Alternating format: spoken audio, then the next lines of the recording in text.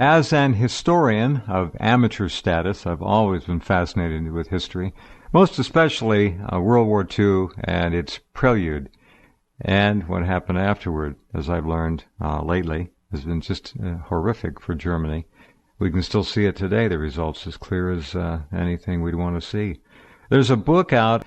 This book is as important for anyone who wants to try to understand why we are in a world as we are today. What made this world as it is? And it has to do with the incredible lies about Germany and World War I and II. The book is entitled The Myth, and it is one of the greatest, worst myths in living memory in history, modern history at least, The Myth of German Villainy. As the title indicates, this book is about the mischaracterization.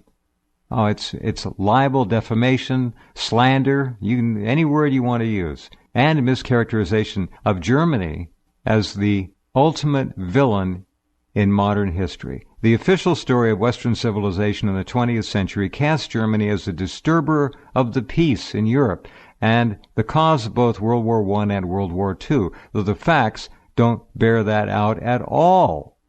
But you ask the average American, and many of them don't even know what World War I was, let alone II, what they think caused it, and they won't even talk about anything but Germany, dirty Germany. During both wars, fantastic atrocity stories, fiction, were invented by Allied propaganda machines to create hatred of the German people for the purpose of bringing that country down and pushing public opinion exactly where they wanted it to.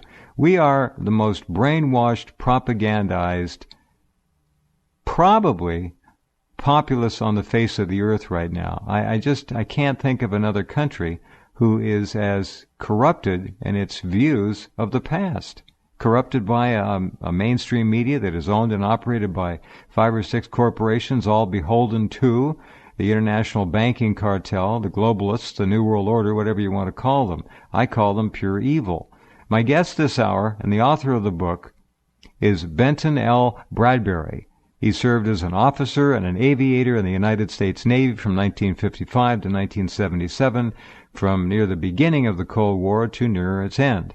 His generation was inundated with anti-German propaganda and the Holocaust lore.